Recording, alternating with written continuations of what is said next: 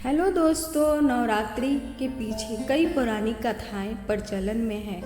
तो उन्हीं कथाओं को लेकर मैं आई हूँ। कुछ प्रमुख कथाएं हैं जो इस प्रकार हैं। एक पुरानी कथा के अनुसार नवरात्रि में माँ दुर्गा ने महिषासुर नामक राक्षस का वध करके देवताओं को उसके कष्टों से मुक्त कराया था। महिषासुर ने भगवान शिव की आराधना करके अद्वितीय शक्ति प्राप्त की थी तथा तीनों देव अर्थात ब्रह्मा, विष्णु, महेश भी उसे हराने में असमर्थ हो गए थे।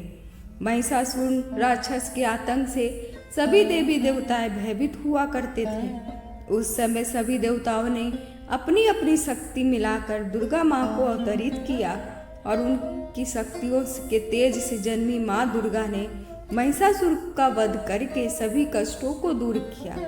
दूसरी कथा एक है जिसके अनुसार एक नगर में एक ब्राह्मण रहा करता था। वो माँ भगवती दुर्गा का परम भक्त था। उसकी एक कन्या थी जिसका नाम सुमति था। ब्राह्मण नियम पूर्वक प्रतिदिन दुर्गा की पूजा और यज्ञ किया करता था, जिस पूजा में उसकी बेटी भी भाग लिया करती थी। एक दिन सुमति खेलने में व्यस्त होने की वजह से भगवती पूजा में शामिल नहीं हो सकी। यह देखकर पिता को बहुत क्रोध आया और क्रोधवश उसके पिता ने कहा कि वो उसका विवाह किसी दरिद्र और कोढ़ी से करवा देगा। पिता की बातें सुनकर बेटी बहुत दुखी हुई, परंतु पिता के क्रोध में कही गई बातों को उसने स्वीकार कर लिया। कई बार प्रयास करने से भी भाग का लिखा नहीं बदलता। अपनी बात के अनुसार उसके पिता ने अपनी कन्या का विवाह एक कोढ़ी के साथ करवा दिया। सुमति ने अपने पति के साथ विवाह कर चली गई। उसके पति के पास घर न होने की वजह से उसे वन में ही घर के आसन पर रात बड़े कष्ट में बिताने पड़े। गरीब कन्या की यह दशा देखकर माता भगवती उसके द्वारा पिछले जन्म में की गई उसके पुण्य प्रभाव से प्रकट हुई और सुमति से बोली, हे कन्या, मैं तुम पर प्रसन्न हूँ। मैं तुम्हें कुछ देना चाहती हूँ, मांगो, क्या मांगती हो?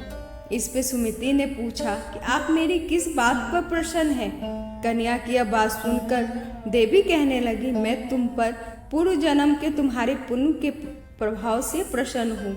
तुम पूर्व जन्म में भील की पवित्रता स्त्री थी। एक दिन तुम्हारे पति भील द्वारा चोरी करने के कारण तुम दोनों को सिपाहियों ने पकड़ लिया, जेल खाने में कैद कर दिया। उन लोगों ने तुम्हें और तुम्हारे पति को भोजन भी नहीं दिया। इस प्रकार नवरात्र के दिन तुमने न तो कुछ खाया और न ही जल पिया। इसीलिए 9 दिन तक नवरात्र व्रत का फल तुम्हें प्राप्त हुआ। हे ब्राह्मणी, उन दिनों अनजाने में जो व्रत हुआ, उस व्रत के प्रभाव से प्रसन्न होकर मैं तुम्हें मनोवांछित वरदान देना चाहती हूँ। कन्या बोली, अगर आप मुझ पर प्रसन्न है तो कृपया करके मेरे पति का कोढ़ दूर कर दीजिए। माता ने कन्या की यह इच्छा सिद्ध पूर्वक पूर्ण की। उसके पति का शरीर माता भगवती की कृपा से रोगहीन हो गया। एक और कथा के अनुसार, रामायण के एक प्रसंग के अनुसार, भगवान श्री राम, लक्ष्मण, हनुमान समस्त वानर सेना द्वारा अश्विन शुक्ल पक्ष प्रतिपदा से नवमी तक 9 दिनों तक माता शक्ति की उपासना कर 10वीं तिथि को लंका पर आक्रमण प्राप्त किया था। इस तरह नवरात्रों में माता दुर्गा की पूजा करने की प्रथा के पीछे कई पुरानी कथाएं प्रचलित हैं, जिसके बाद से ही नवरात्रि का पर्व आरंभ हुआ और माता दुर्गा की पूजा हुई।